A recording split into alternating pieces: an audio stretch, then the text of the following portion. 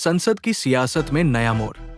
लोकसभा में किताब का मुद्दा अब ठंडा पड़ता दिख रहा है, लेकिन उसी जगह अब अविश्वास प्रस्ताव की गूंज तेज हो गई है।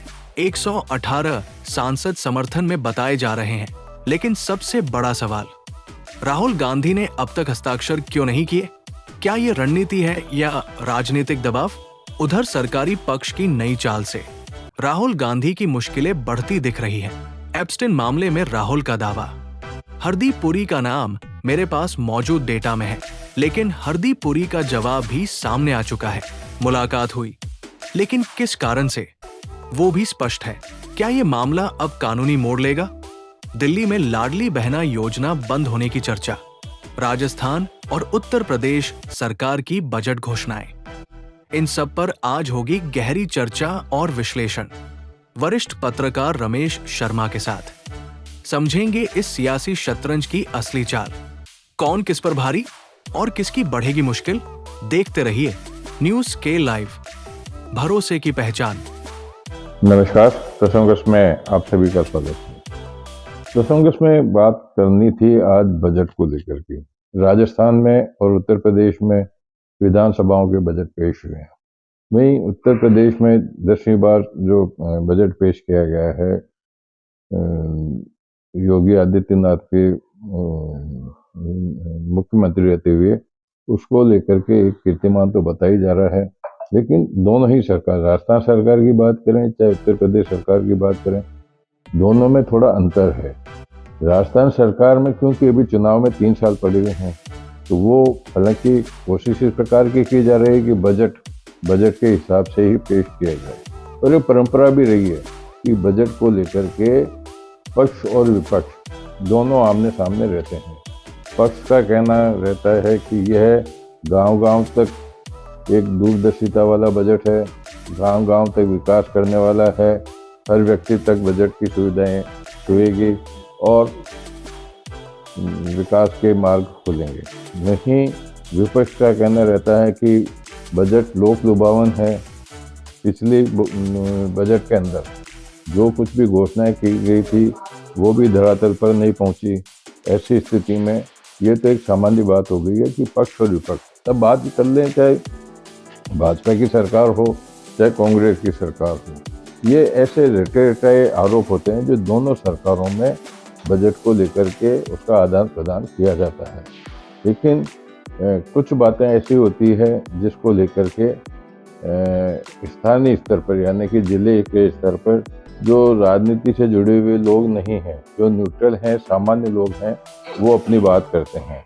वो काफ़ी समय से इंतज़ार करते हैं कि उनके क्षेत्र के अंदर अमुक योजना आने की बात थी, अमुक विकास होने की बात थी, लेकिन वो विकास नहीं हुए। पिछली बार भी घोषणा हुई थी।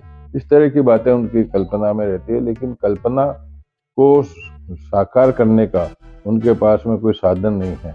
उन्हें निर्भर रहना पड़ता है उन्हीं नेताओं को जिन्होंने उन्हें 5 साल तक के लिए विश्वास में लेकर के और सत्ता में पहुंचने का प्रयास किया था। सत्ता में पहुंचने के बाद में अब उनकी प्राथमिकता दूसरी हो जाती है। जब कोई व्यक्ति राजनीति में प्रवेश करता है तो उसकी आकांक्षा बढ़ती जाती है।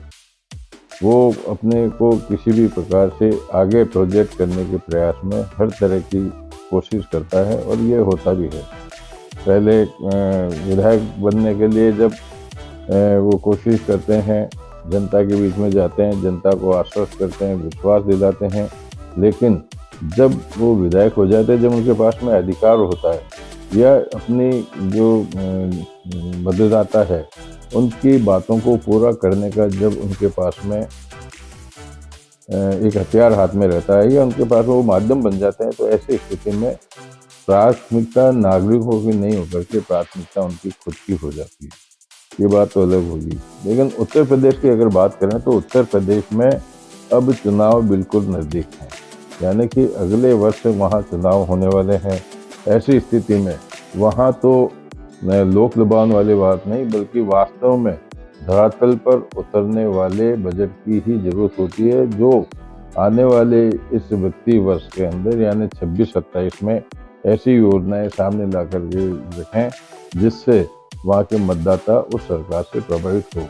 वैसे योगी आदित्यनाथ ने अपने कार्यकाल में कई जितने भी इनका टर्म रहा 5 साल 10 साल बाद में 15 साल में, तो उन्होंने कई तरह की वहाँ उपलब्धियां प्राप्त की हैं।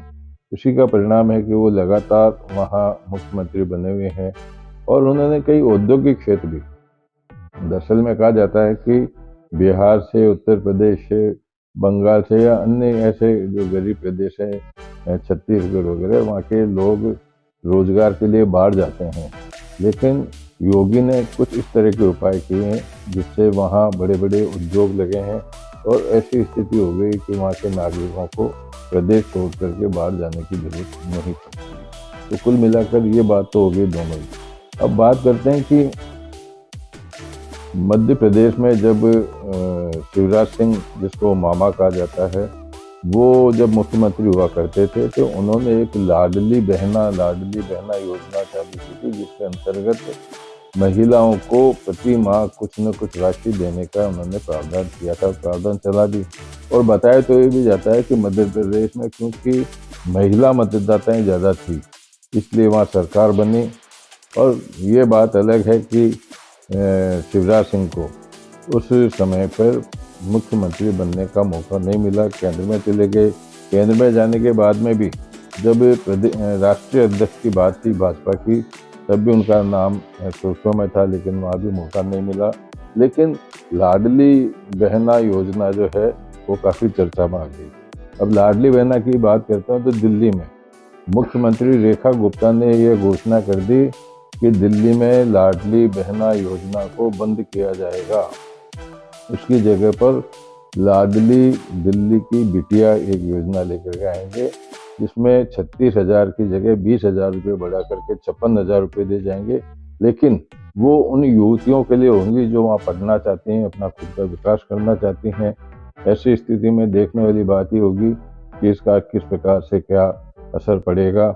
लेकिन राजनीति में चर्चाएं हो गई है कि यह नाम बदलने की या मतलब जो जिन महिलाओं को तो निराशा मिली है, जिन महिलाओं को भी पैसा मिल रहा था उनको तो अब इससे निराशा मिली है, लेकिन अब युवतियों को जो शिक्षा के क्षेत्र में जाना चाहते हैं उनको किस प्रकार से सहायता मिलेगी। लेकिन उसमें शर्त लगाई गई कि मिलेंगी उन्हीं को जो मूल रूप से दिल्ली के रहने वाले हैं, दिल्ली के प्रवास रहने वाले हैं, मूल रूप से उनको मिलेगी। तो ये बातें तो हो गई बजट से संबंधित। चलते चलते बात कर लेते हैं लोकसभा की। लोकसभा में जब राहुल गांधी को नहीं बोलने दिया गया तो विपक्ष ने ओम बिरला जो स्पीकर है उनके खिलाफ ही अविश्वास प्रस्ताव लाने की बात कर दी। अब अविश्वास प्रस्ताव आप लेकर के आ रहे हो, लेकिन आपके पास में क्या अविश्वास प्रस्ताव को पारित करने की जितनी ताकत है आपके पास में?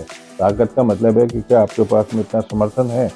उनके जब हस्ताक्षर करने की बात आई अविश्वास प्रस्ताव पर, तो मात्र 118 सांसदों ने इसमें साइन किए, जिसमें खुद राहुल गांधी ने साइन नहीं किए। जिसके स्पष्टीकरण में उन्होंने कहा कि नेता विपक्ष के पास में एक जिम्मेदारी होती है, इसलिए वो उस पर हस्ताक्षर नहीं करते हैं। लेकिन अब लोकसभा में जब राहुल गांधी ने, अब किताब वाला मामला तो इसलिए भी बंद हो जाता है कि किताब में तो खुद प्रकाशक ने MM नरवणे ने मना कर दिया कि किताब प्रकाशित नहीं हुई है, और प्रकाशक जानता है। प्रकाशक ने कह दिया कि नहीं, ये किताब अभी तक कहीं भी प्रिंट नहीं हुई है। वो मुद्दा तो खत्म हो गया। लेकिन मुद्दा ये बढ़ गया है कि राहुल गांधी की मुसीबतें बढ़ सकती हैं। अब केंद्रीय जो संसदीय मंत्री हैं रिजिजू ने साफ कहा है कि उन्होंने संसद के अंदर बोलने की स्वतंत्रता है, लेकिन बोलने के लिए प्रमाण चाहिए और उससे पहले परमिशन भी लेनी पड़ती है किसी व्यक्ति विशेष के खिलाफ कुछ बोलने के लिए। ऐसी स्थिति में अब आज उन राहुल गांधी के खिलाफ भी विशेषाधिकार हनन का आरोप लगाते हुए प्रस्ताव लाने की तैयारियों की सगोगाट हो गई है, जिसमें खुद संसदीय मंत्री ने राहुल गांधी से कहा था कि वो या तो माफ़ी मांग लें या अपने 5 बजे तक का उनको समय दिया था। 5 बजे तक में उन्होंने आश्वस्त किया कि उनके पास में प्रमाण है, प्रमाण पेश करेंगे।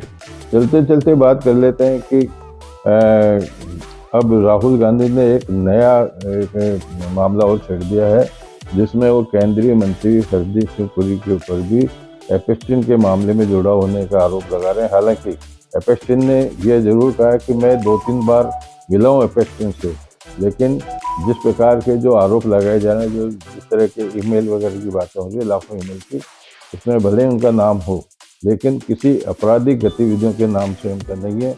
वो मिले थे 2-3 बार, लेकिन वो देश के मामलों में उनसे मिले थे, जबकि वो वहाँ के एम्बेसडर हुआ करते थे। कुल मिलाकर के आज के प्रसंग पर कोई विराम देते हैं।